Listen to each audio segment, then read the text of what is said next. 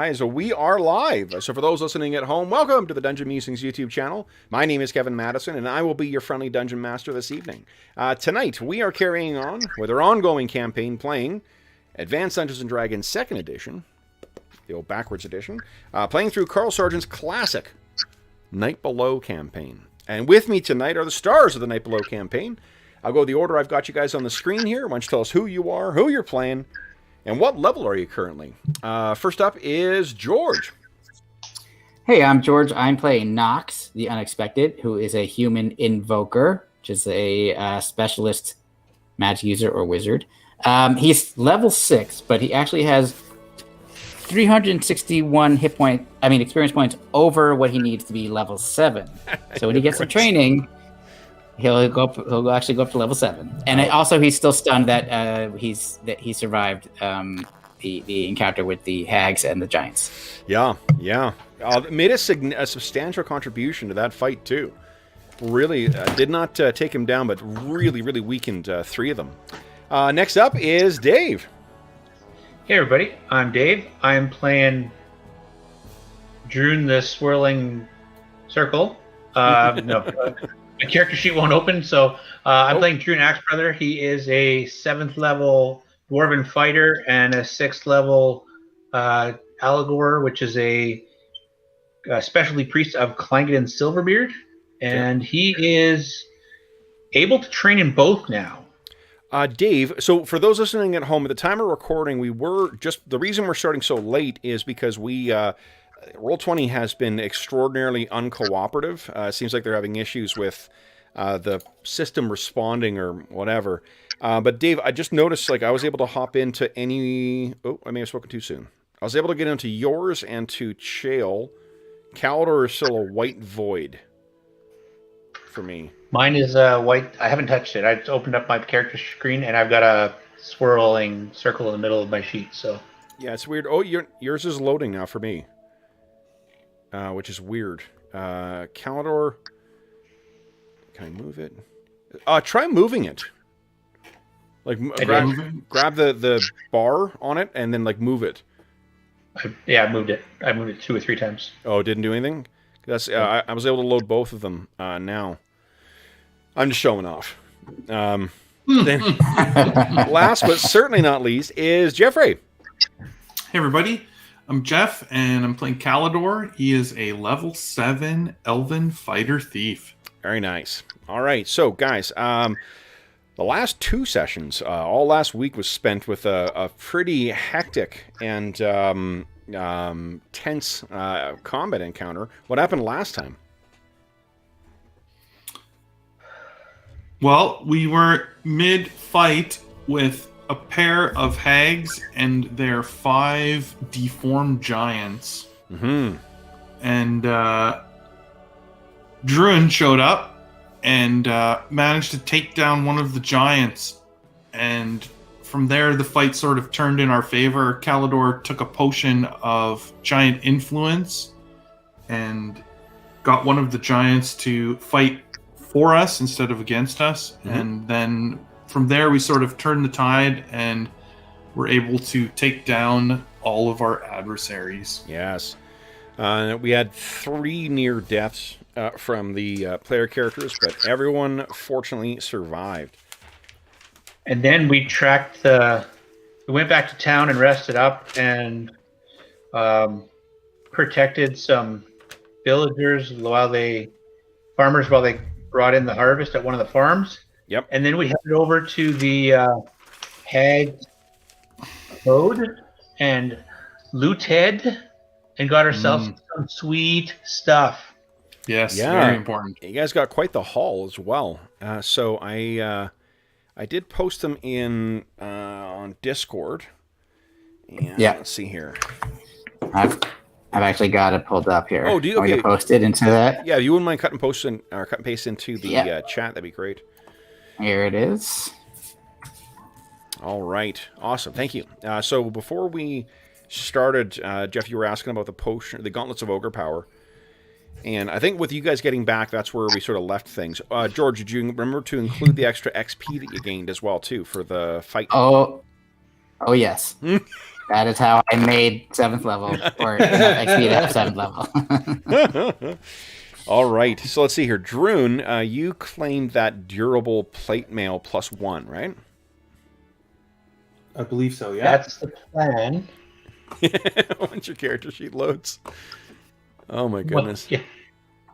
Let's see here.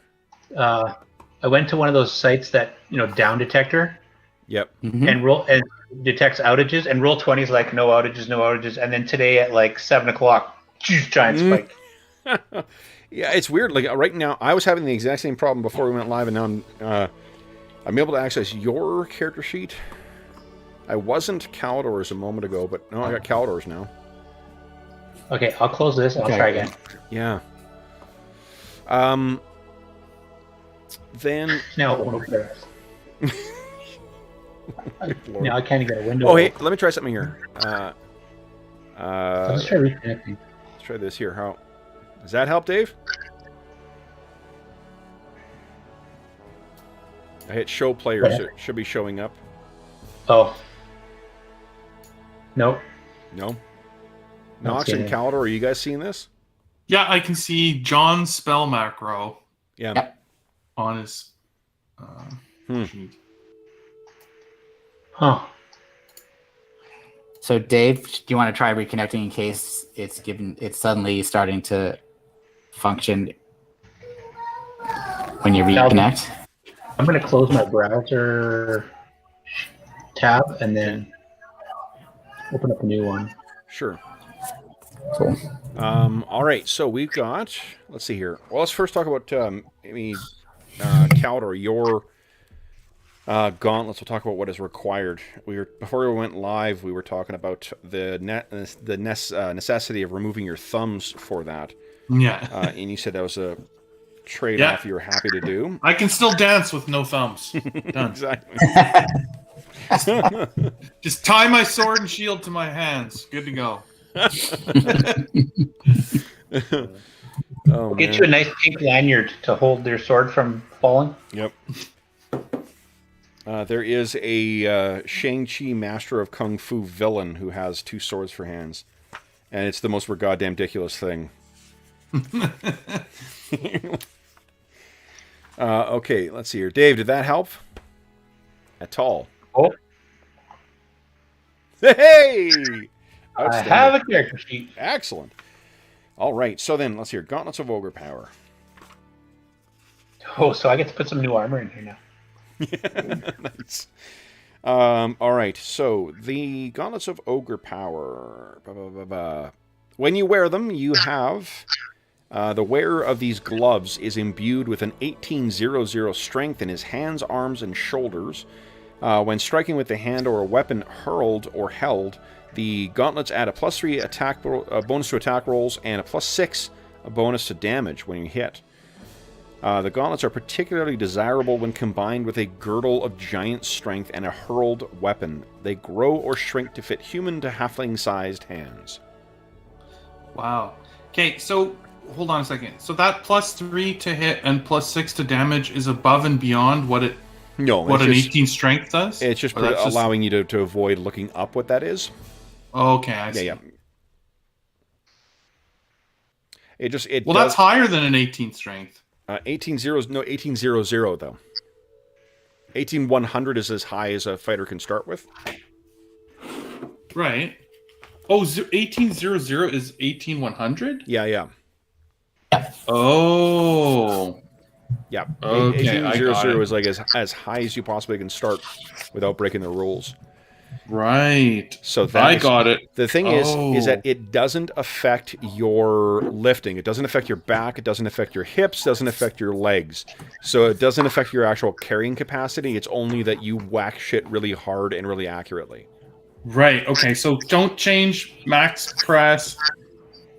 What I would suggest is just right. adjust the bonus to hit, bonus to damage on your melee and hurled stuff that you need to. Yeah. Because you can adjust that in the actual character notes. Figure out whatever your bonus is currently, and then just adjust it so it's a net of +3 and +6. Because I think you guys have been using the calculations for encumbrance. Yes. Yeah. Although you got a bag of holding now, so that may not be needed for much longer, at least until someone steals the bag of holding. All right, so then other things that we've got here are Boots of Elvenkind, Banded Mail of Blending, which I think Arlen was saying on the weekend that Bergour would likely want to get. Potion of Speed, Rod of Security, which I think that Dorman said he was interested in snagging. Though cool. I don't know what the distribution of magic items. I know he gave away the whatever it was the thing that puts sand out to trade for some other magic item. Maybe getting sick of getting yelled at.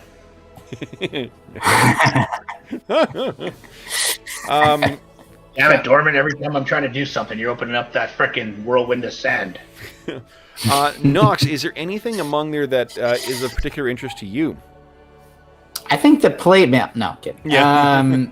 I think he wants everybody to have the things that are going to really make them as effective as possible, which helps him. So, the things that I'm looking at, the unclaimed things, and like the Boots of Elvenkind, I feel like should go to somebody who has thieving abilities.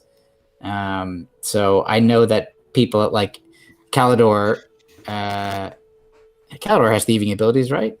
Yeah. Yep, and so does them a lot. Yeah. But doesn't that also work really well for someone who doesn't have thieving abilities? Like if you've already got thieving abilities and you're not in armor, you might have a really high score already. True. True. Well, I would say this, that I would be perfectly fine with either Calidor or Dorman using... Well, I don't think Dorman needs it because he's got so many other ways to hide and etc. If you scroll to the bottom of the screen, there's all the rest of your air allies there. It's like an old 1980s cover to Justice League. That's well, great. and I was saying last Friday that maybe Tanev could use them because he is a thief, but his skills being much lower level are nowhere near the level that those elven boots give him. Totally. We understand that this is your thing, but, and I mean this in the most flattering kind of way, you're terrible at it. Yeah, here's some boots that will help you. We should nickname him One Hit. He has gained 2 more levels, so now it's about a hit and a half. Yeah. So, he's got 16 hit points now, so. All right. That's pretty great. One to almost a 2-shot now. Mm. I would agree with Calidor that we should have him use the Boots of Elvenkind. Okay. To give him a little bit of a leg up, no pun intended. I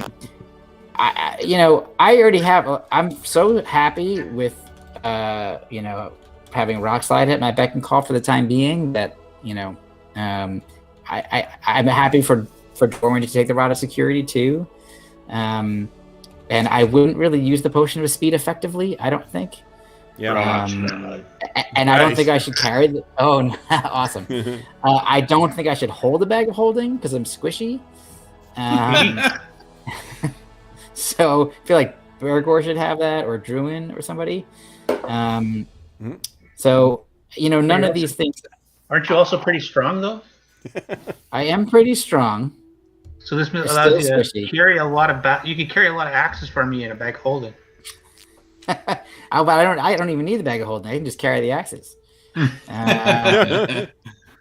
I would rather just distribute everything else the way that makes sense, and maybe just take the potion of ESP. Well, I was thinking the potion of ESP, but I'm concerned that we're going to actually run into a green dragon in the Shrieking Mire potentially. So so I'd rather have somebody a little bit more, or a little bit less fragile have that, because it works so effectively for Calidor to be the one to use the potion of giant control.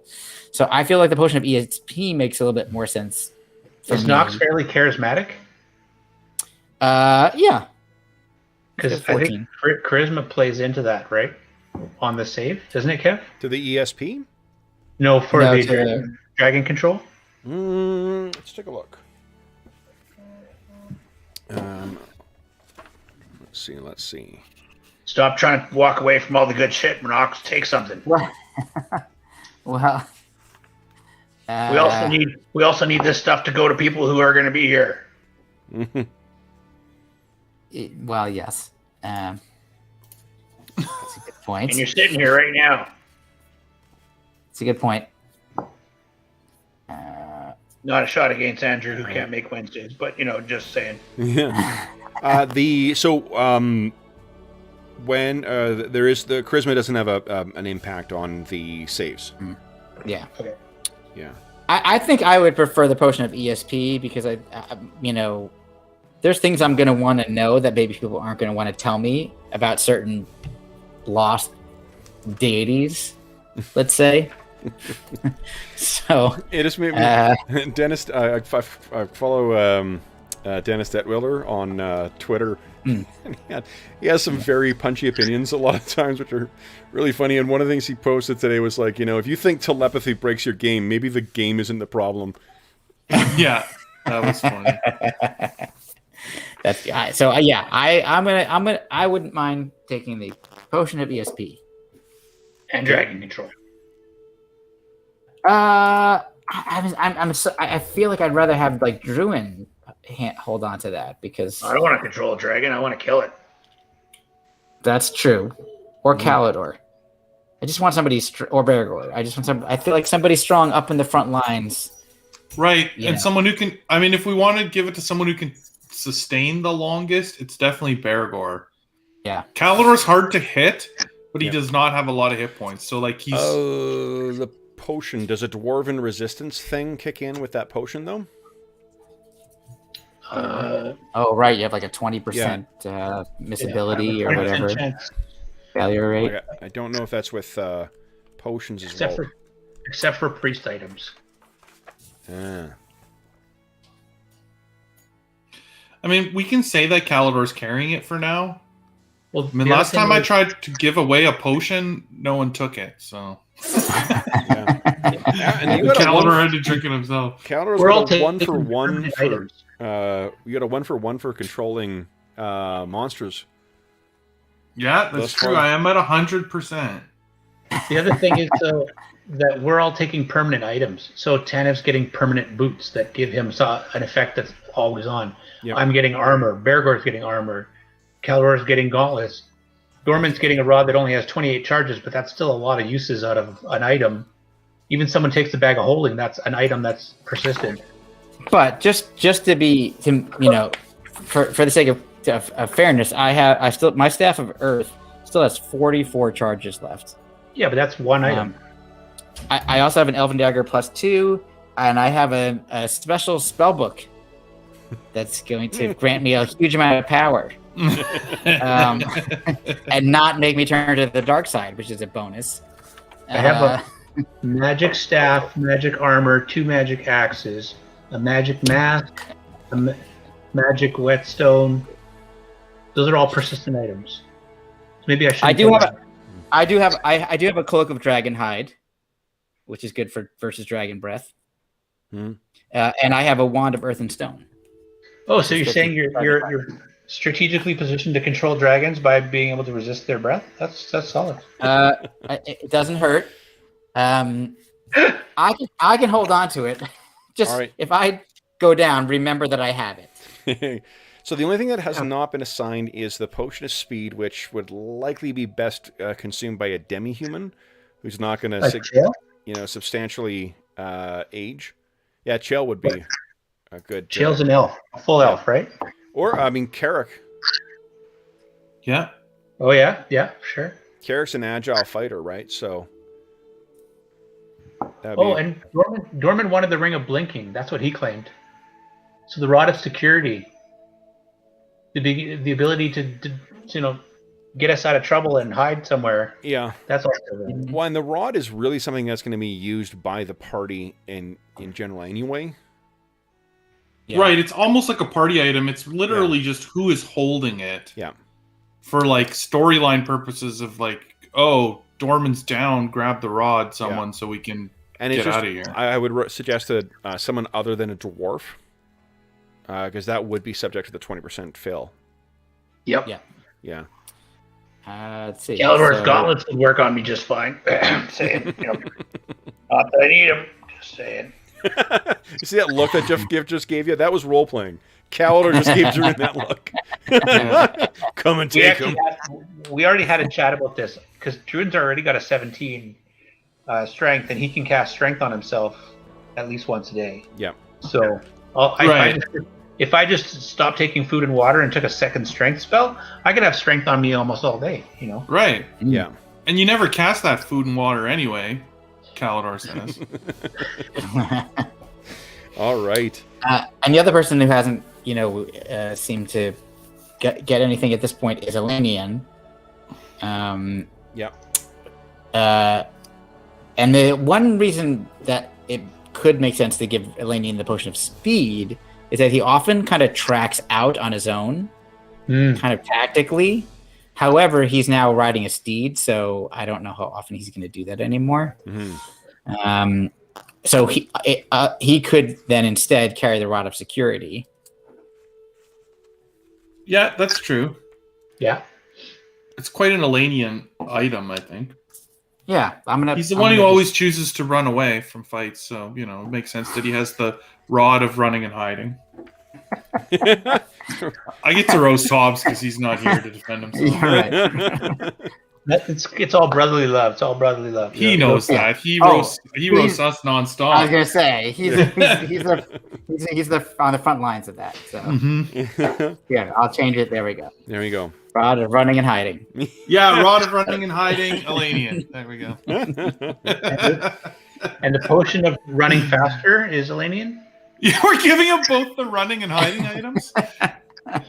Oh my god. Or we want to give the potion of running faster to Chael so he can get to the front of the line. I think Chael makes sense for that. Okay. I'll put that into potion. All right, so now I got to put this armor on. I think before I put this armor on, I think it needs a proper Clangadin blessing. Does that mean that you create food and water and we have a meal by it? If you are really that hungry, Calidor, I will create food and water for you tomorrow. Because I didn't take it today. I took protection from fire because Knox was coming. Good idea. That was a good idea.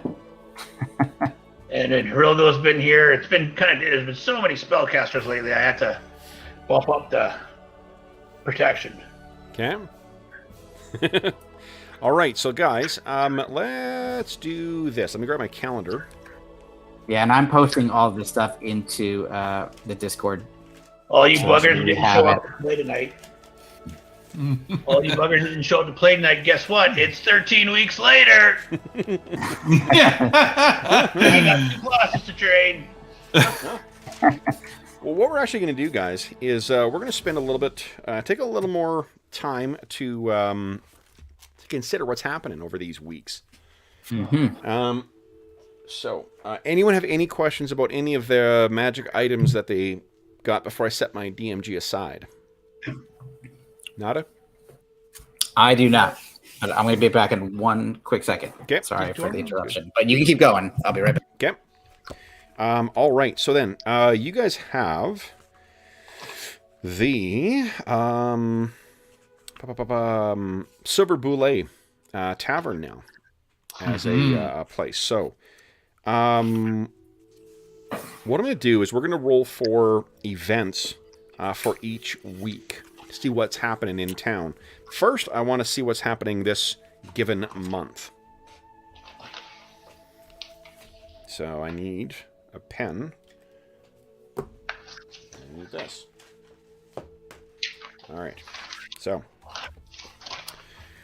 let's see here. Jeffrey, you're not assembling any armor right now, so would you kindly give us a percentile roll?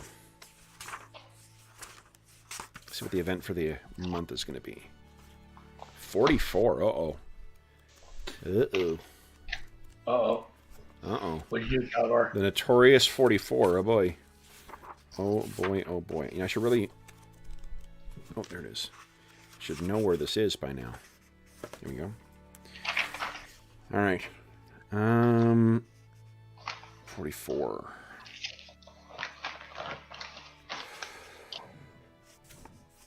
Oh my.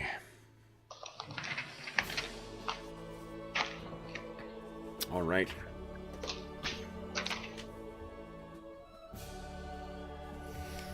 Okay, and then let's see here. 1, 2, 3, 4 for our weeks. How many weeks do you need to complete your training, Knox? I need 7. 7 weeks, okay. Correct. And but just to double check, and I think this is correct, now that I'm 7th level, I don't pay for training. Yeah. Which is great. Look at this strange feller. Oh, look at that. Long distance. Yeah. 3 sessions in a row. Although we need to tell him the time difference. Showing up an hour in. Oh. All right. All right. Actually, we haven't given Heriligo anything. So it's 6 weeks you need, right? Don't I need the level I'm going to, or I need my current level? Current level. Oh, then 6. Yeah. Sorry. Okay. So we're seeing the camera move here. I wonder if we're actually going to see Steve in Roll20 this time. With his Caballero chapeau. Oh, if he appears with the Caballero on. But if he's in an alpaca sweater, for all I tell you. There he is.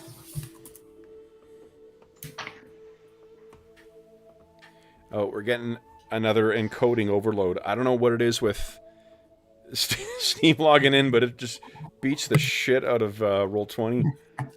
That's crazy. Too much awesome. All those Peruvian hackers who are following him in his wake. Yeah. Yeah, just waiting to get into our D&D game. All right. So then, guys. Sounds so ridiculous. So let's wait for Steve to join the call. Would you each give me a percentile roll per 1d100, please? To fill out what's happening here. 85. Okay. I have some stuff that Caliber wants to do. Okay. Nice.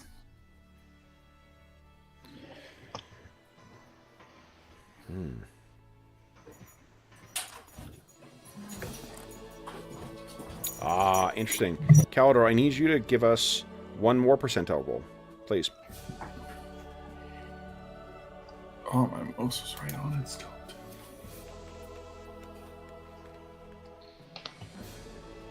Okay.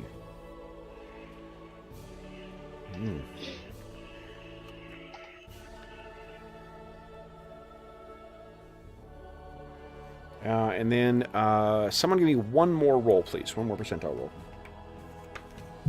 I got it. First one I see. 93. 93. All right. That's a good year.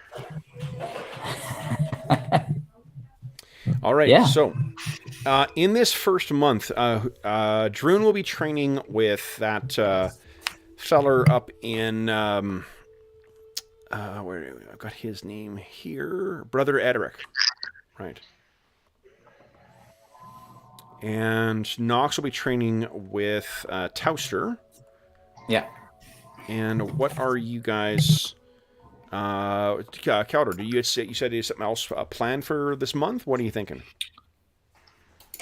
Okay, so what he's gonna do is, and I mean, you can tell me if you have a problem with any of this, but he's got a some kind of a method. I'm imagining some kind of an elven method that's part of his thief training too, as well. Maybe where he spends a lot of time. He's weaving a really thin thread that's maybe about 10 feet long of this thread that is very hard to see. So it's like, but it's got some tensile strength, like what a thief would use for like a tripwire or hiding something that. Do you have any proficiencies along those lines?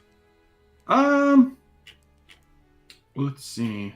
And with your new level, like, did you make your selections for your new proficiencies? No, I don't. So maybe I'll take something that fits that. Oh, here we go. Yeah, I have not selected anything. I actually haven't selected anything since the first one. Steve-O! Welcome, buddy. Let's see. You're what would muted, Steve, make in sense the for that. Hangout. Can you hear that? We can, yeah. Yeah. Hola, caballero. Hola. So I ¿Cómo got my job estás? teaching English. ¿Cómo estás bien? Gracias. I got my job teaching English in Cusco, here in Peru. Oh, congrats, So, Steve. Nice. That's great. It's so cool. It's so cool down here. Every building is old, basically. Like it's really Nice. big. They're like four. Oh, Steve, we are in the middle of a game right now, bud. Oh, never mind. Yeah, sorry. Anyway. So we can chat about this when we wrap up the game. And I'm not sure if it's a time difference or not. You know, we started an hour ago, right? Oh. Okay. Yeah, I thought because each time you're logging in, I thought just that Oh. I did not know that. Now I do. you. Okay, no, You started. problem. All right. Yeah, I know, Celia. Later Steve is always better than no Steve. Just I thought Yeah. seeing you log in Good at point. precisely 8 o'clock, I thought you might have the time change off. Correcto. Right. Excellent. Yeah. Well, Now, Kev, we can add whatever skill you want for that. Like, it's mostly for flavor. Yeah. By the way, I mean, there is a little bit of game to it, but you can decide how good it is. I can roll, and we can say that no, he's no, added. no. So what is it that you're trying to do with this? Okay, so once he's got this sort of thread made, what he's gonna do is one night he will remove all of his like noisy chainmail and whatnot, and he's going to break into What was that? Weiss. I didn't say anything. Oh, okay. He's going to break into Weismar's house. This is way beyond background stuff at this point. Well, no, this so- part isn't. No, the string was background stuff. The Right, breaking right. in So- is where we're going to roleplay the stuff. What I'm just saying I'm going to suggest, if you don't have it so far, one of the warrior proficiencies is set snares. sure. So it'll be one proficiency slot. It'll be equal to your intelligence minus 1. Okay. Intelligence minus 1. Okay, perfect. Yeah, no, I know the rest is not just... Okay. The string was the part that, like, where he got it. Okay. Whether he made it or bought it or... Okay. And Steve, if you're having issues with Roll20, you're not the only one. It was having some real issues with us earlier tonight. Go ahead, Jeff. Okay, thanks. Yeah, I can't really get my screen to work down here in Peru. I'll keep working on it. Okay.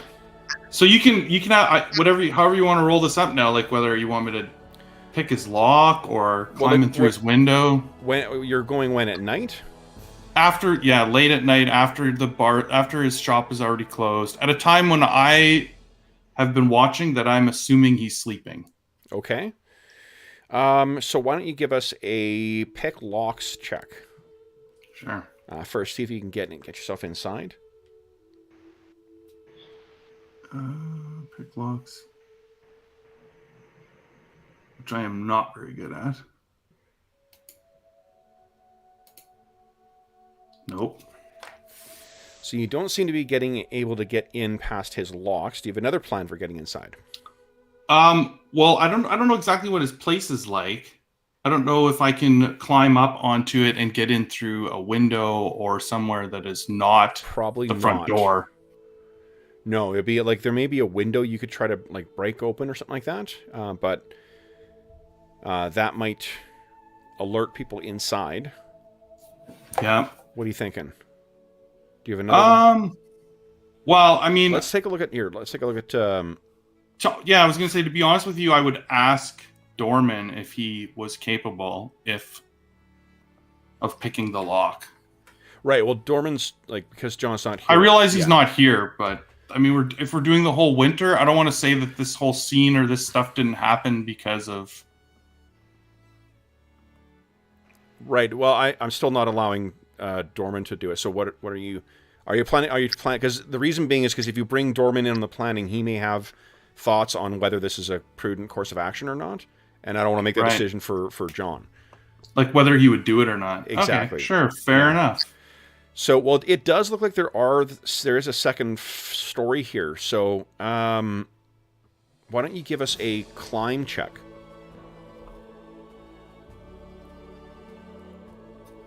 Okay. And I'd like you also to give us a move silently check, please. Or, sorry, hide in shadows, hide in shadows.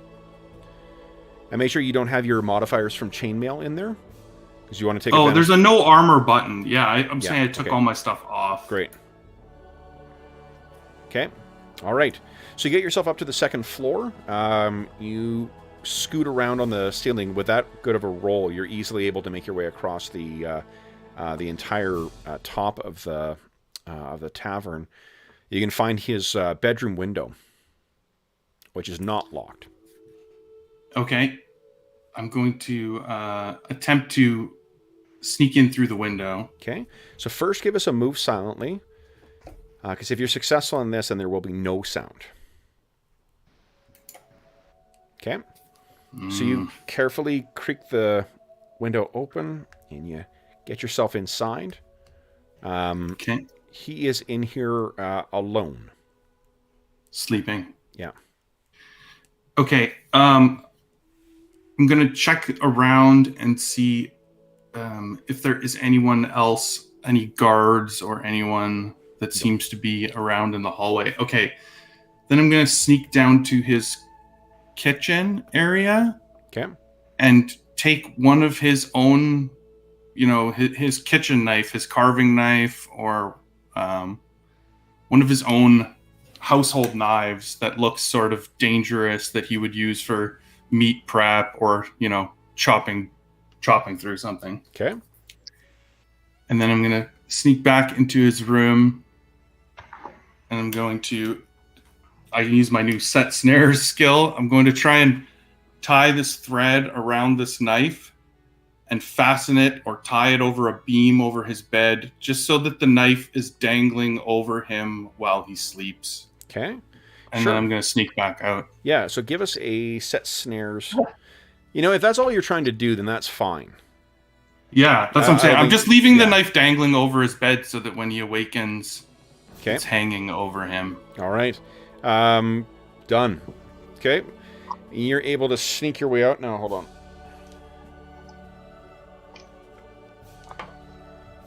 All right. So you make your way successfully out of there and back, and that's that. Yes.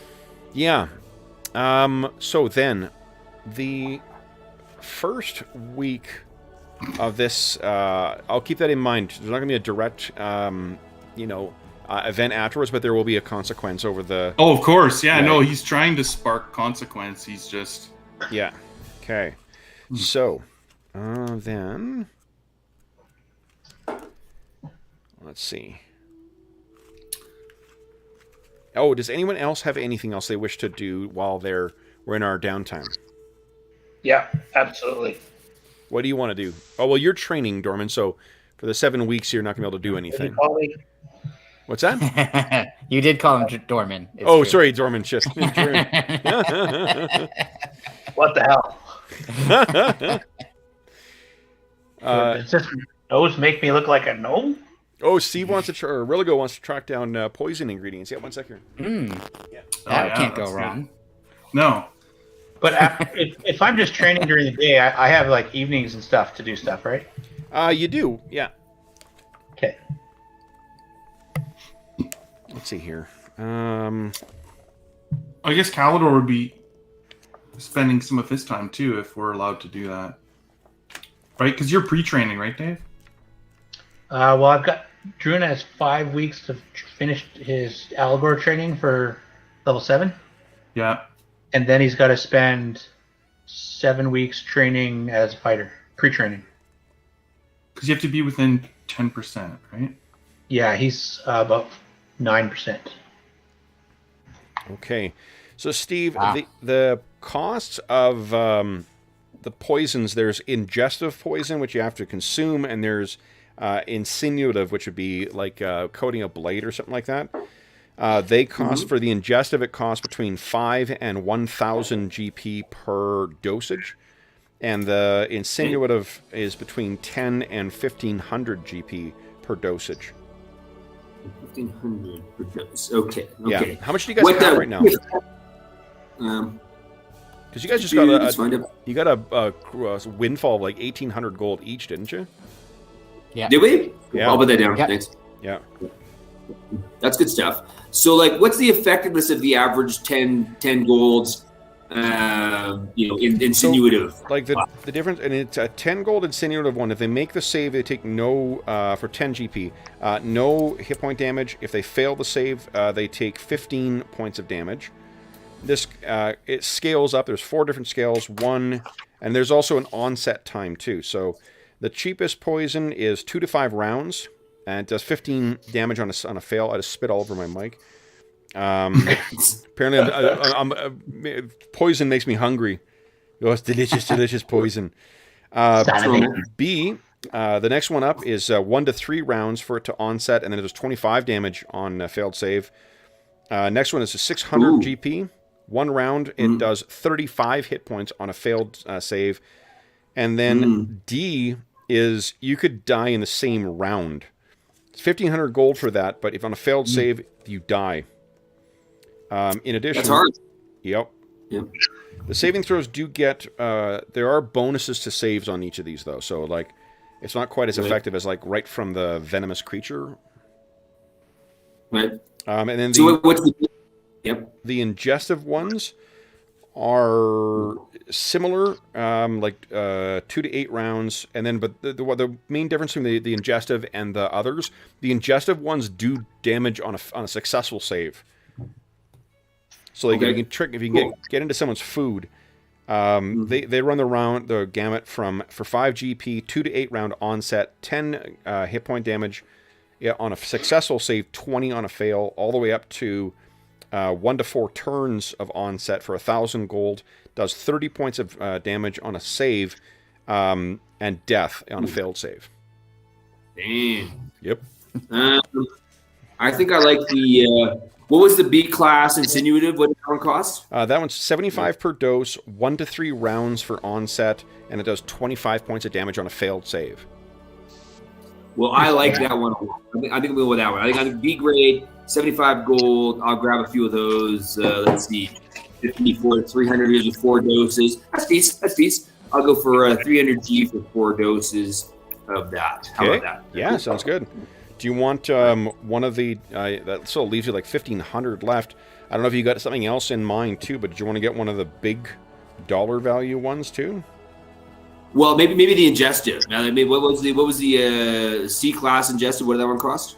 So the thing with the ingestive, the E class ingestive, which is the highest grade thing, there's actually no bonus to the save. So it's just a save versus poison. On a successful save, it takes 30 hit points of damage. On a failed save, death automatic. Oh. Takes 10 to 40 minutes, and it does cost 1,000 for 1 dose. But it's a pretty effective one, hey? Yeah, if you got to get someone dead and they like to eat or drink, that is definitely what is recommended. The other ones go down, so the dosage or the costs are 5, 30, 200, 500, and 1,000 for each of the different steps. So let's say we're going to fight a dragon, and we know the dragon is going to eat Dorman. You like sprinkle that stuff like hot sauce? So ingested poison on Dorman's hair or something, so that he like chomp dragon dies? You could. You would want to make sure what color the scales are, because certain dragons are immune to poison. Oh, right. Yeah.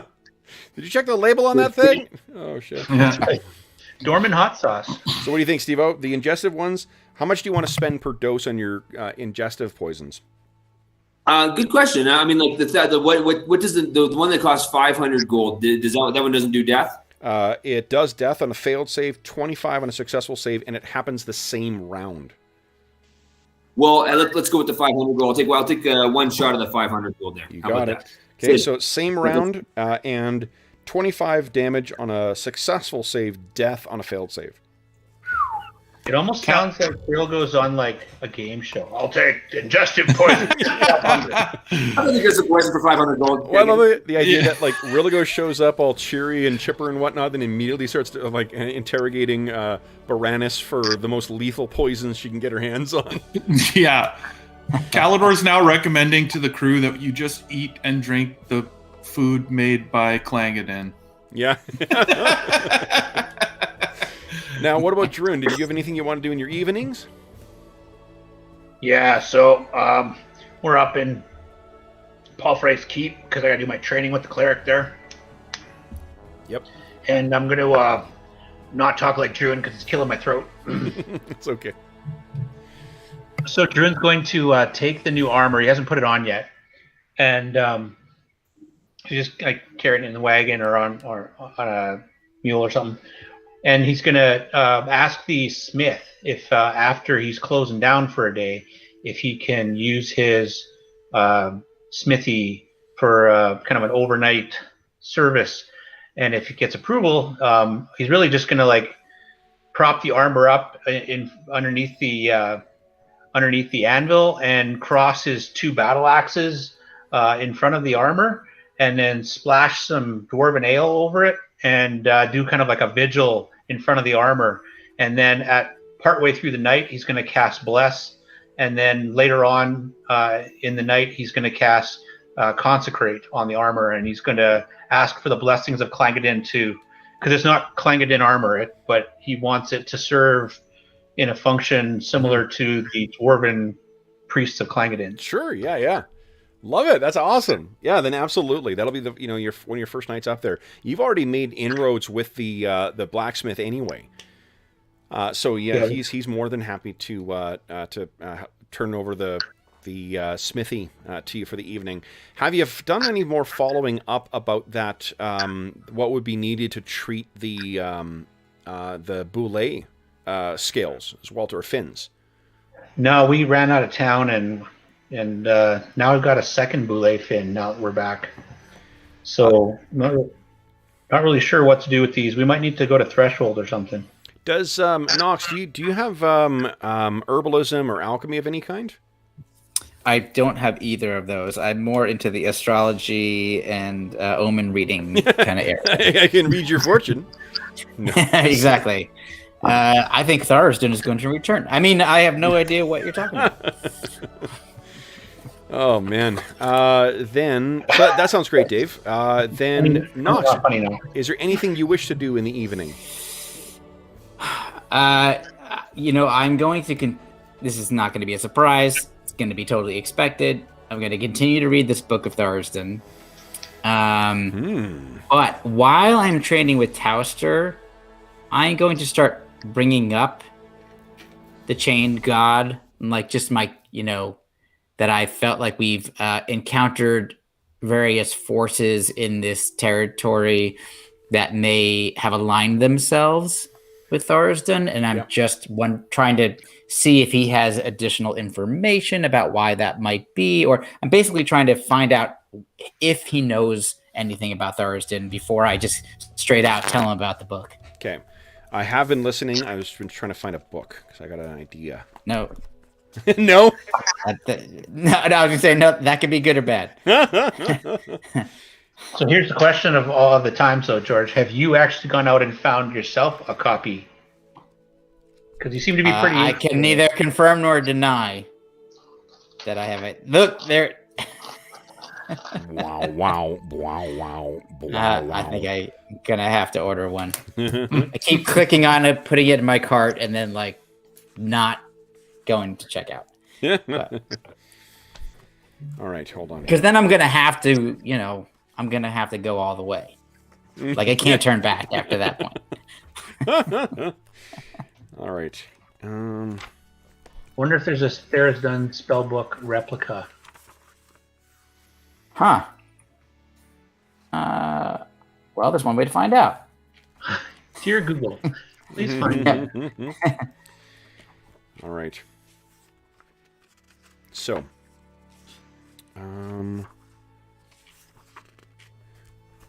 what I was looking for is actually not in this book, which means I got another book. What's that? I don't see one for I know sale. There's something in here. All right. So, then what?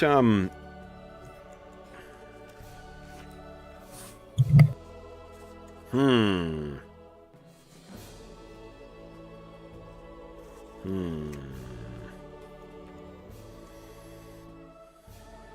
think what... oh.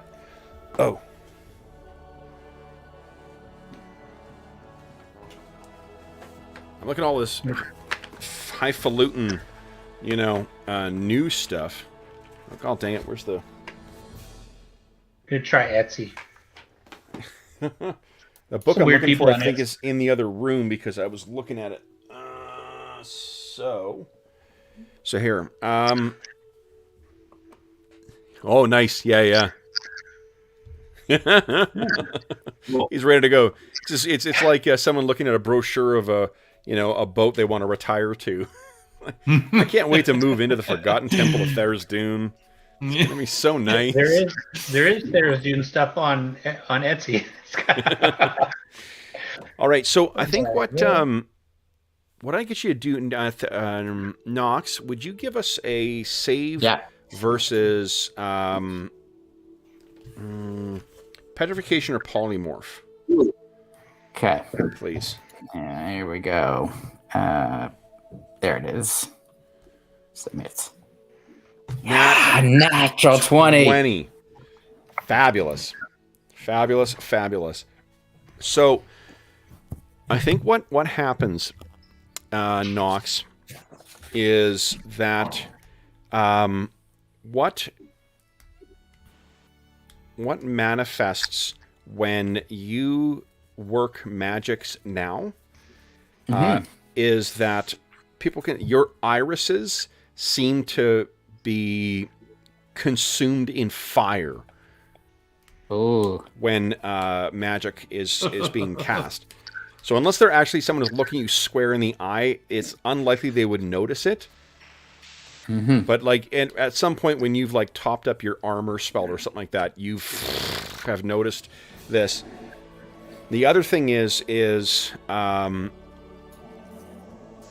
once per day, you can call on the connection that you've been furthering to add 1d4 caster levels to your spell.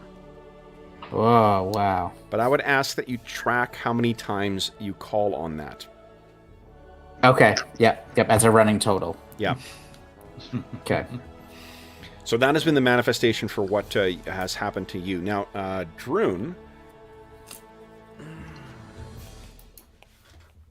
I think there might be a little benefit from your activities as well. Uh-oh. Yours may be a little less sinister. That's good. Wait, what do you mean? No. Yeah, this sounds awesome. It does actually sound kind of awesome. He's going to the dark side. It's clear. Yeah. It's happening. Ooh. That's right.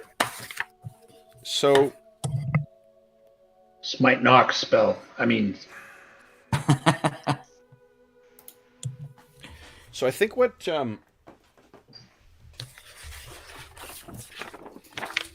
with your blessing and the effect of your spells...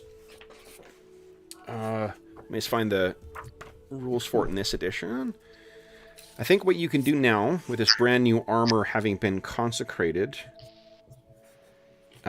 is once, and it will last on the enchantment will last on your armor until you use this.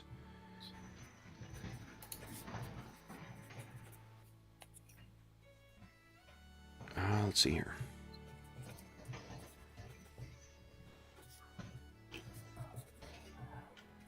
So this would be, let me think here. Dave, would you give me a D4 roll, please?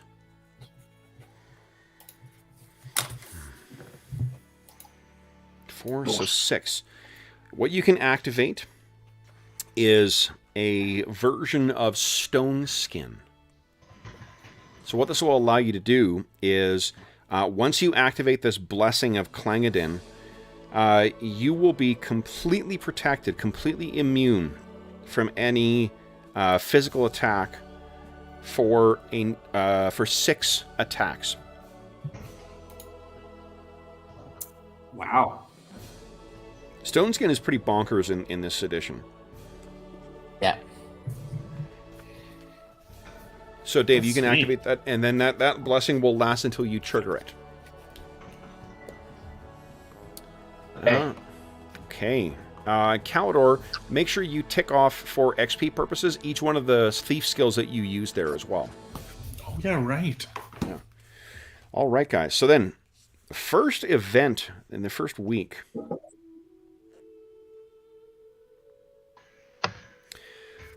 What you were finding, guys, in this first week back is, and I think Calidor is the one who's, and Rilligo would be, no, Rilligo's got to be training as well, too. You guys are finding that your rival, it seems that Weismar has, for those who may not, do you guys want to tell Steve who Weismar is? Yes, please. He's a local. Go ahead.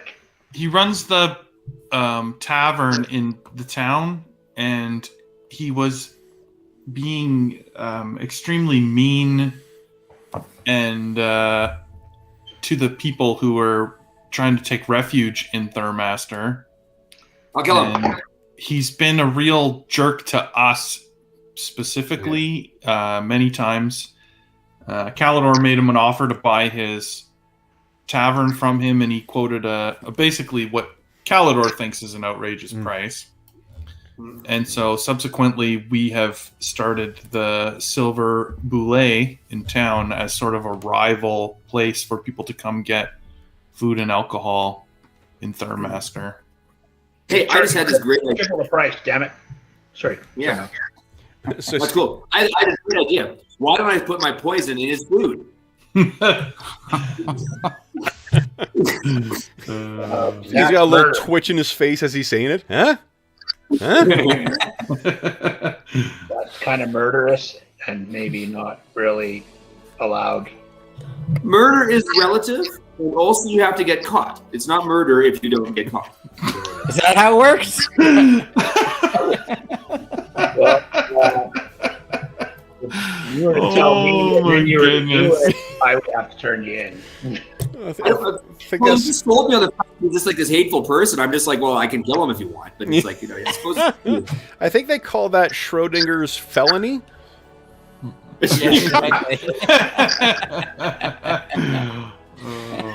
Oh, we've read about that in law school. So then, what you guys find in this first week is that what Weismar is doing, he has somehow convinced some of the local, because he has it in fairly well with some of the local, the stevedores and whatnot. There's been accidents with at least half of your supplies. Like, as they're arriving, they accidentally get dropped, or they get spilled, or they get, they go in water, or whatever.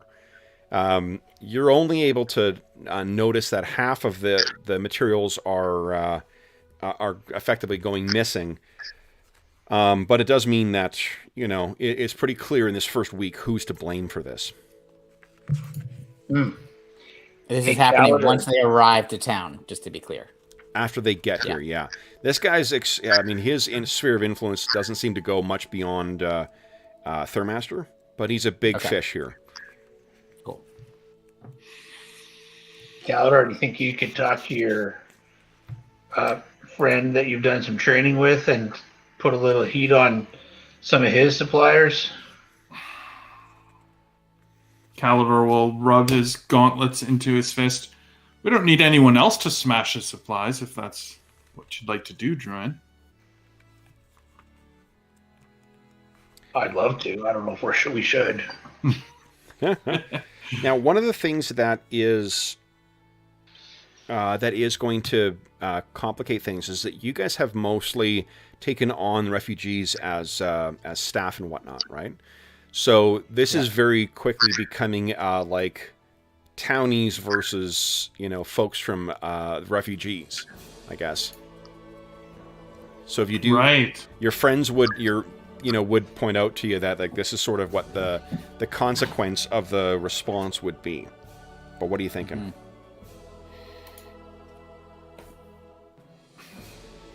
Maybe Tauscher wants to wait from tables. Sorry, George? No, so Knox is, for one moment comes out of reading his book. I'm gonna roll for like, or somehow with you, Kev, come up with how many pages this book is, this Thursday book, just to get a sense of like the heft of this thing. I mean, I'm picturing it being like a good 600, page tome. That was the exact number I had in my mind. Okay, great, that's awesome. It's probably 666. It's almost like we play games, every week. Maybe. That's awesome because I feel like it's this huge thing, Yeah. and it with like locks on it and like huge hinges and stuff to keep it together.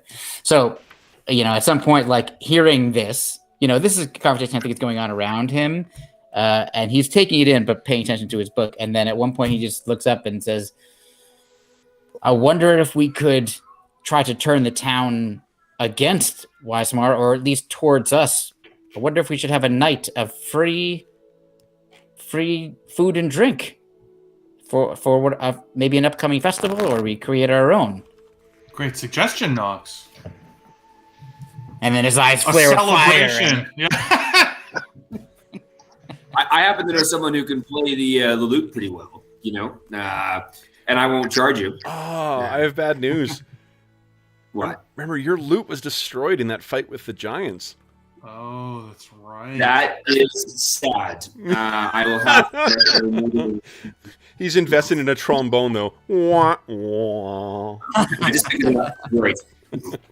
Maybe you could have one, built for you somewhere. I don't know if anybody here could do it. It's just a small town, but Good point. might be able to get the replacement constructed. Okay. I can Also, make you it. can- But you can sing too, can't you? And Calidor can dance. Oh, I can sing, man. That's right. Yep. And Calidor can dance. Good point. Yes, of course. Okay. Maybe we at least start to turn the tide again.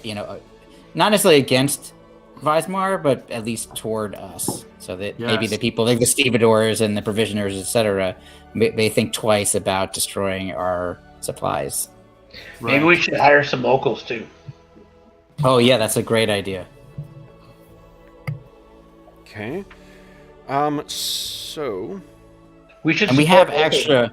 We should support Go ahead, local and spend money in everyone else's shops, just not Weismar's. Aren't you Yes. just a businessman? All right, so let's see here. Wood. Steve-O, you haven't rolled some dice yet today. Would you give us a D20 plus 10 roll, please? 1d20 plus 10. Yep. Yeah. And the answer is 25. 25. Okay. So, guys, the good news is your earnings, this is pure profit from the silver boule this week, would have been 2.5 gold for the week. Is that right? No, 25 gold for the week. But here's the downside. Because of the interference, you guys are only earning 12 gold and 5 copper, or 5 silver. Mm-hmm. So I say we reinvest that in helping people from town and earning some goodwill with the locals. Can't? And we have. I mean, I think everybody has some extra gold Absolutely. that we didn't have a couple of days ago that we could also use to spend around town to, Yep. do even more. I I'm like certainly willing these to donate to that. I like these lost Good. leader ideas. What was that, Steve-O? I like these lost leader ideas. Let's do it. I mean, it cuts into our poison reserve, That's right. but, We get into some predatory pricing later on when the ale is copper That's a right. barrel. First we get most, then we gouge. That's right. all right. 25% draft fund. Yeah. Water it down, yield ale. Okay. I'm gonna get a proficiency in profit and loss statements. It's decimals and debits. That's the new It's game. papers and paychecks. Old Exactly. first edition shout out. Yeah. All right. So then, what is there anything you guys are doing in response to this bullying in that first week?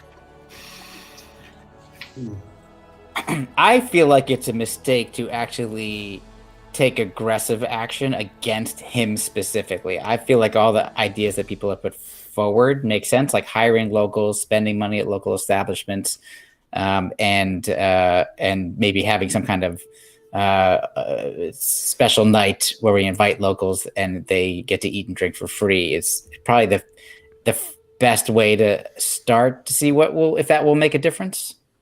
Another suggestion Calidor has is what if we pay a premium for safely delivered orders? Yeah. As in, like, you know, everything's intact this time. You didn't crack the barrel of beer open.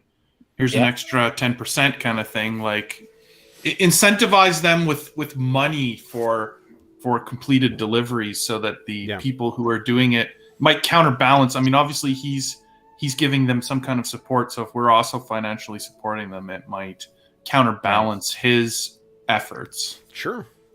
Yeah. Okay. Especially considering we're not really doing this for the money. So in fact, the whole 12.5 gold, like you guys said, we can reinvest into, you know, sort of sustaining this. Yeah. We can use that to hire more people. Like we said, hire more absolutely. Locals. Sure. So it's not just the hire some locals, pay a little extra to make sure our stuff doesn't get damaged, and go and spend some of our own personal money around town at everybody's store except Weispar's. Yeah, I like it. Okay. All right. So, guys, second. Eating contest. What's that? Steve? We can have an eating contest too for promotional things. Who can eat the most potatoes? Just the cheapest thing we can find for our eating contest. Who can drink the most water? Huh? Yeah. Who can eat the most raw potatoes and drink the most cups of water? Go. I just feel bloated and like I want to pee. And also a little shame. All right. So, it is partway through the second week, guys. When the weather is starting to finally you're seeing the first kind of, you know, pathetic flecks of snow at the beginning of winter. Let's see here. Jeffrey, give us a percentile roll, please. Here we go. Oh, that's low. Yeah. So, what you find is now I think there's a 50% chance that there's a nefarious reason behind this. Okay. Let's see here. Give us a Knox, give us a D4 roll, please. Alrighty. Let's see who would be the witness to this. Coming up. 1. You, of course. This is the way it goes. Yep. I don't know why I just... Yep. When I pick you guys, I should just say it's you. So, Knox, I think you are... Maybe you're sneaking back from doing what what we all know you've been doing. Quiet reading time? What are you doing in that washroom? His eyes are flaming. Nothing, I'm fine. What you find is, as you're making your way back, I think that... Tell me how you feel after you have your study sessions. I think I feel totally drained. It's hard for me to learn magic from Towster because I'm not from this region of the world. Yep. So there's like a little bit of an interpretation I have to do with like idiom, etc., that I don't quite understand when he's teaching me. So it really takes all of my focus and energy. So I always leave feeling like I'm making progress, but at the same time, I'm totally drained. Oh, and it doesn't help that at night you're burning the midnight oil reading these forbidden pages as well, too. Exactly, which is also exciting, but also, again, exhausting. You know what's a great thing? So we only have one game on Saturday. That means I get to come up with a whole bunch of sub-rules for stuff this weekend. I get to write the Forbidden Tome. I get to write the rules for managing the Silver Boulet. The consequences of accidentally applying poison to your own weapon. You know.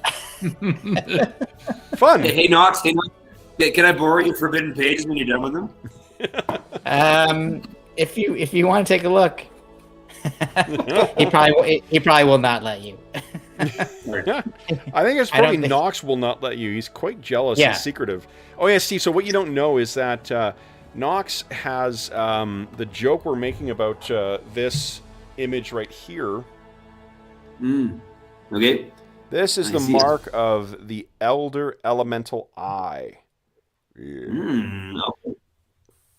Knox found a book sacrosanct to the Elder Elemental Eye, and he had been reading it and had a pretty adverse reaction. It literally burned his hand, and has left it disfigured, I believe, as well. Yep. Okay. It's usable, but it's all burned up. Everyone collectively... It like erased my fingerprints and everything. Yeah. Oh, wow. Okay. Yep. So everyone collectively agreed to seal the book in the foundation of the Silver Boule and put down explosive runes to keep it safe. But Knox has been sneaking in, shall we say. We're revisiting that concept. Hey, we can give that to that other bar that's so fun that we like so much. Really good. Okay. So what happens is, as you're coming back, you notice that there's flickering lights. It's late. It's well past when anyone should be in the Silver Boule.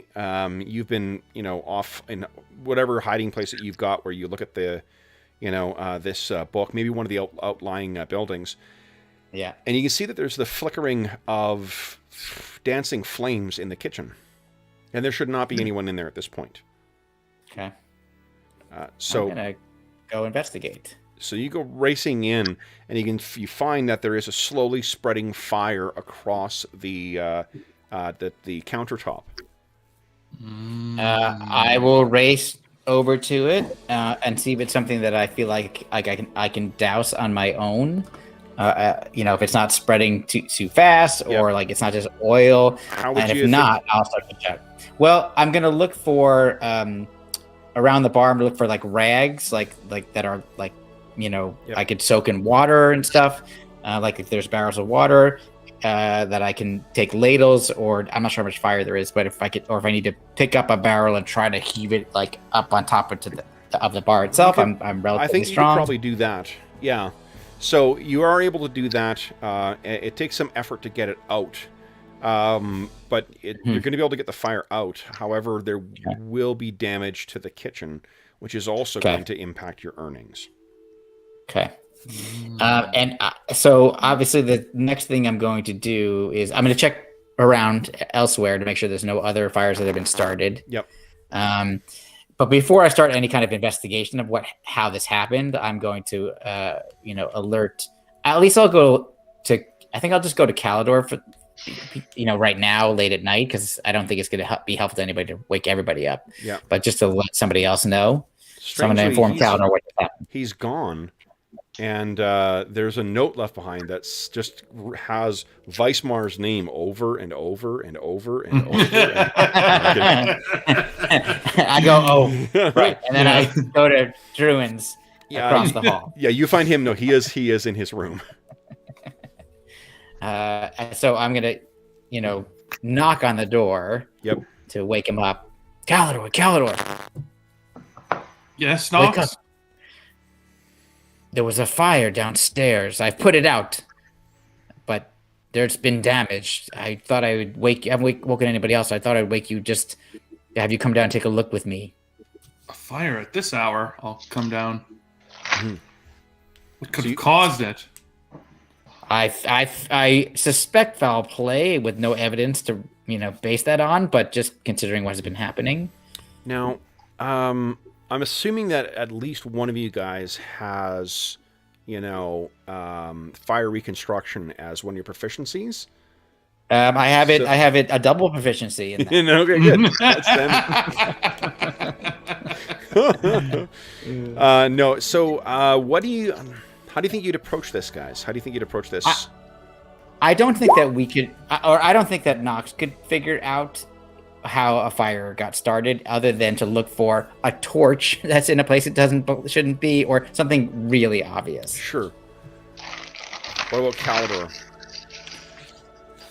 Well, I mean, I think that we might be able to, based on the size of you were there, right, Knox? So you put it out, so you saw it. So, like, based off the spread of it and the size of it, at least come up with an idea of narrowing where it could have started. essentially. What you can tell is that the fire was all the way across this, like, and almost consumed the bench that it was on and part of the wall. But it's not by like the hearth or the, like, that's what I mean. Like, no, there is not an obvious natural origin. fire source, right? That's what I mean. Like, it's not that, like, oh well, clearly the hearth caught on fire. The source and the origin of the fire is unclear. Well, why don't you do this? Each of you guys give me an intelligence check at -8. See if there's anything else you can pick up. Okay. I think at least one of you guys is quite clever. Well, Nope. I mean, at -8. Nope. No, can't. You do have 4 points of astonishing fortune, and we have 8 that's minutes true. left. Wait, how does it work? You roll it, so it's your. Oh, no, not you, Religo. You're actually sleeping still. Although Less than. Oh, I see. Yeah, okay, I think I got it. What, Steve? What's your? What is your character's intelligence? it is not elite. It is, I think, a 14. Hold on. Yeah, because actually, Steve, that might be good enough. Hold on. Because I think that the bard has. I think intelligence might be one of their mandatory, prompts. Oh, 16. 16. 16.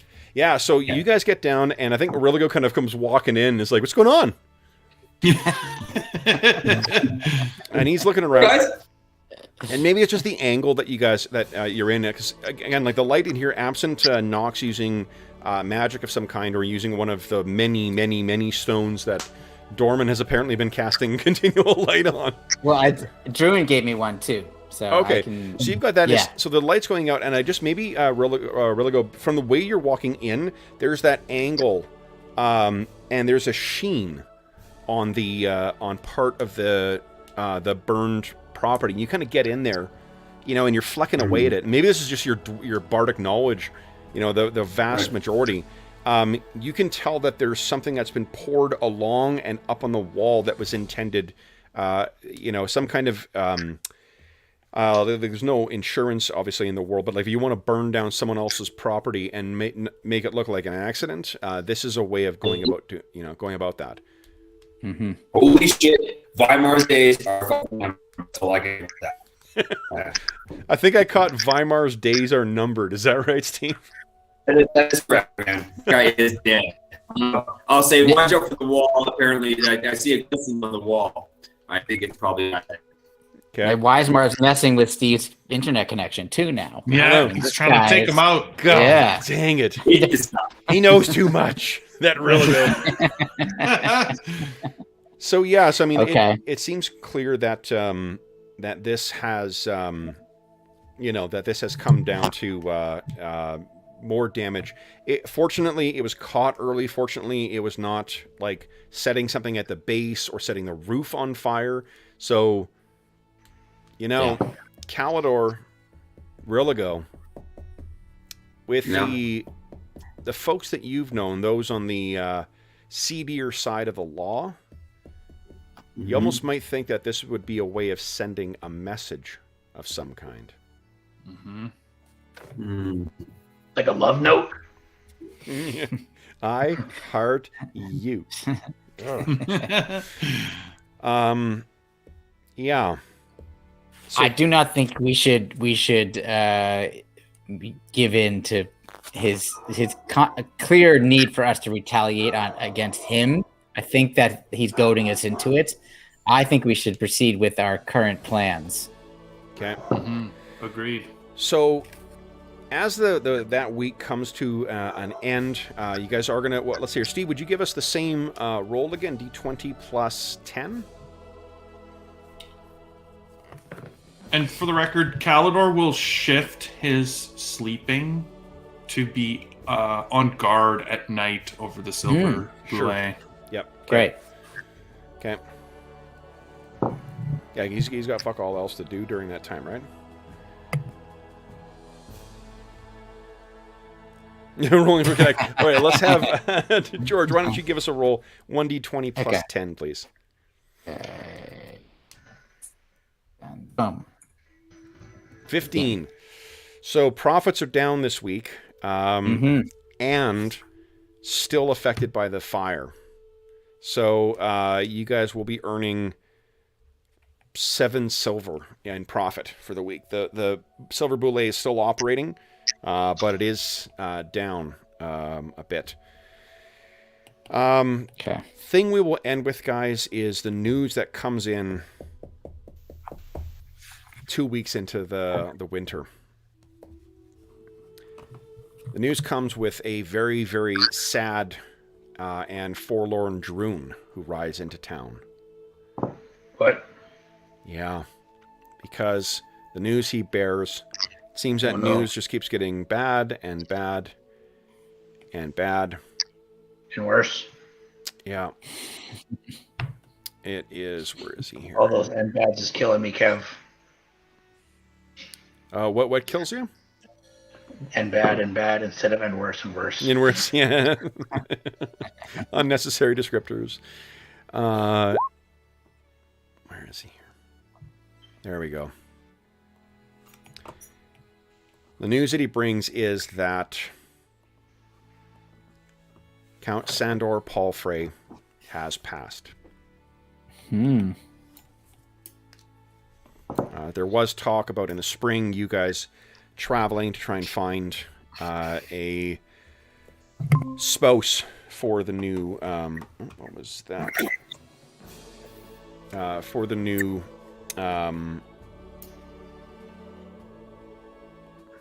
For his son. For his son, yeah. Sorry, they were saying on encoding overload. I think Resource he should just go on Heronshire Tinder and find himself a girl.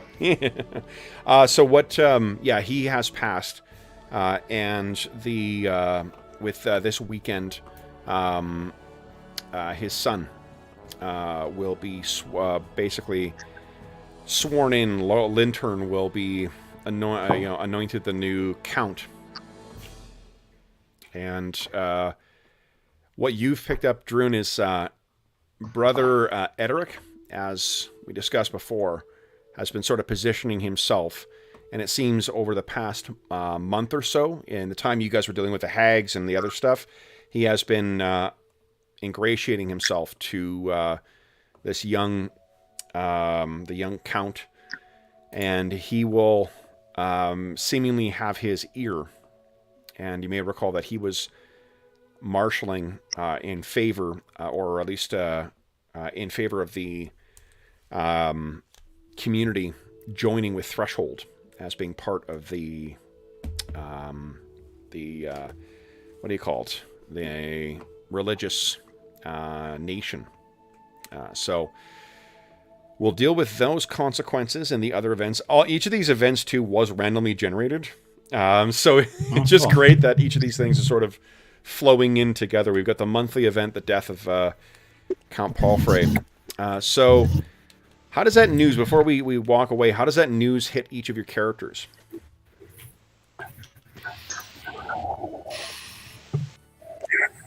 I think Knox is not that affected by it, partially because he never particularly liked or disliked Count Palfrey. He was more concerned with Lintern. Okay. So, and he thinks Lintern's a good man and would make a good count and leader. So he sees that as a good thing. He has concerns of, whether or not there was foul play, but we know Palfrey was not in good shape to begin with. So it's not a surprise. So he's kind of, neutral on the whole thing, although it's always a sad day to hear the passing of someone you know well. Yeah. Druin? Oh, Steve, would you maybe mind muting? We're getting a lot of popping and stuff from your end, bud. Just for the time being. Oh, awesome. Thank you, bud. Sorry, Dave, what you're saying? Yeah. I think Druin is... I think he's disappointed.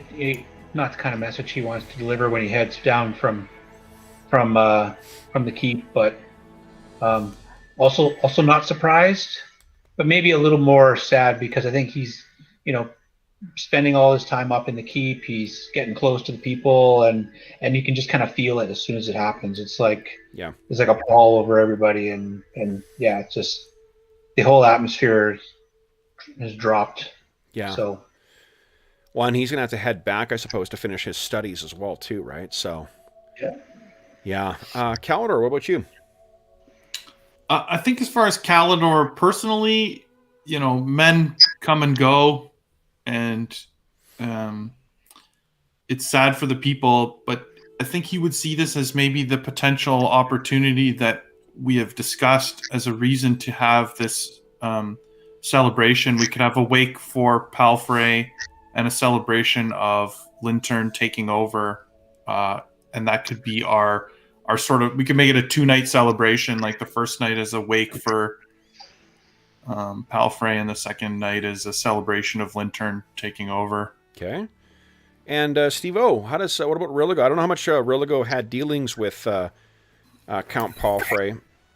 What's he thinking? No, Rilligo is copying other people's facial expressions, like he was listening to the conversation, and then he does smell the opportunity for some sort of gathering. He understands that the person is dead and that people need him, and he likes the idea that we could have a function for that. Great. All right. So then, guys, we'll bring this session to a close here. So for those listening at home, apologies for the short session today. We had a great deal of difficulty with Roll20 at the outset, so it took us a while to finally get into the game. And also, we were talking about, at the time of recording, this is the opening day for Godzilla versus Kong. I was gushing over that. I did see in chat someone asked about my thoughts. I think the film is very dumb, but it's extraordinarily fun. If you go in, what I've been telling the guys is that if you go in expecting the level of sophistication of like an 80s cartoon, you will have a ton of fun with it. I think it looks great. It's exactly what I wanted from a, giant lizard versus giant monkey movie. So if you go into that with that expectation, you will not be disappointed. If you go in expecting Howard's End, you will be crushingly disappointed. So, then, guys, so for XP for tonight, how many points of Astonishing Fortune are left over? 3, okay. Let's see. So we got 3 fighters aren't getting any XP tonight. Spellcasters aren't getting anything tonight. We will get... Is that your chap? Holy, Dave, you're making progress on that thing. Holy smokes. Oh, awesome. I need more rings. Yeah. And if I start turning it into like a rainbow or something, that I'm out of rings for silver. So. Oh shit. Okay. Then let's see here. I'll give you guys 100 for each of those kind of side goals that you guys are working towards as well. All right. So then, guys, today divide by 4. You guys are each making a whopping, incredible 138 XP. That's 138. Now don't rub it in the other guys' faces just because they know. I've already posted it on the Discord. All right. So you carry the 1. Yeah. I take it no one dinged. What did we get last? Hey, what did we get last time? That's 69 for each class, Kev. Yeah. Last time, Steve-O, let's see. I think it's in chat still. Yeah. It might be in chat. It's on the Discord as well. It was over 9,000. 9,207. Oh, I put it. You know what, Steve? I put it in your notes of your character sheet. Oh, thanks. Yeah, no problem. 9,000. Yeah, I think I've got your new total for your XP in Rilligo's. I saw you were kind of keeping track of each thing separately, so I put in standard player notes. You're at 18,832 XP total. 18,832. Yeah, so you're 5th level now. Nice. Yeah, do you want to give us, Steve, before we forget, why don't you give us a 2d6 roll, please? Let's see how many hit points you get. 2d6? Yeah. 2d6, here we go. Hitman. Nice. No, that's not it. Wait. Hold on here. Hey, it's got 12. Sweet. What'd you get? Oh, that's all. Oh, nice. Okay, yeah, it still hasn't showed up in ours. So that means you get 6 hit points for your new level. Okay. Yep. And then, okay. Let's see here. I'm trying to think if... so at 5th level, You will also get to add another 20 points to your thief skills. No, sorry, 15. 15 points to your thief skills. You can now cast 3 first-level spells and 1 second-level spell per day. Nice. Yep. Okay. And is there anything else you get 5th? Okay. I'm going to quickly check to see your Thaco. That changes. Rogue Thaco at level 5. Oh, yeah, it actually goes down. Steve, your Thaco should be an 18 under all of your weapons now. Cool. Yep, not bad. And then your saves also get better. Oh. Nice. Sweet. Yeah, I can actually make these changes for you for the saves quickly here. I got your sheet open anyway. Much more powerful. Pretty good. Yeah, you're unstoppable now. I'm sure I must get something else. I'll look it up, but I must get something else too. I think. Oh well, you will learn 1 new spell at random as well too. Okay, +1 new spell. Yeah. Great. All right. So then, for those listening at home, thank you so much for joining us for this session of our Night Below campaign, session 105. As is always the case, if you have any comments, questions, or concerns regarding the session, the campaign, or the game we're playing, please do not hesitate to leave a comment in the comment section of the video, or you can reach us on the Dungeon Musings Discord server. You can find a link to that in the description of the video. Or you can shoot me an email at dungeonmusings@gmail.com, or find me on Twitter at Dungeon Musings. You can also find a link in the description of this video to something called Heroes Save Villages. It's the charity fundraising campaign we run on the channel. And as of, let's see, at the time of recording, you have precisely 15 hours left to vote for our next charity one-shot. The voting has just picked up again today. This game we'll be playing at the end of April will be either one of these 4 dark fantasy games: Symbaroum from Free League Publishing, the Warhammer Fantasy 4th Edition from Cubicle 7, Robert Schwab's Shadow of the Demon Lord, or The Witcher from R. Talsorian. Currently, we have Symbaroum in the lead with 5 votes and Shadow of the Demon Lord with 3, so it's still an open field. If you if you've donated to the campaign, please feel free to head over to the Dungeon Musings Discord server, to the Charity Initiatives tab, and be sure to cast your vote there.